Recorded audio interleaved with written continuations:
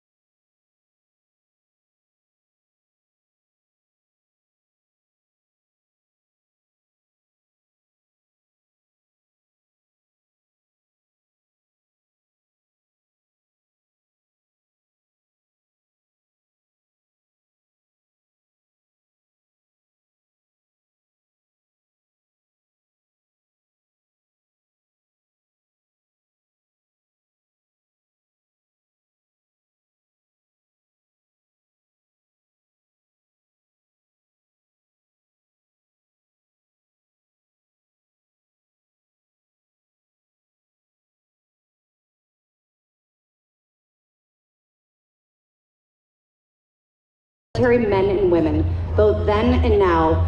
In flying these legendary machines, we remember their service, their contributions, and our obligation to never let their sacrifices be in vain.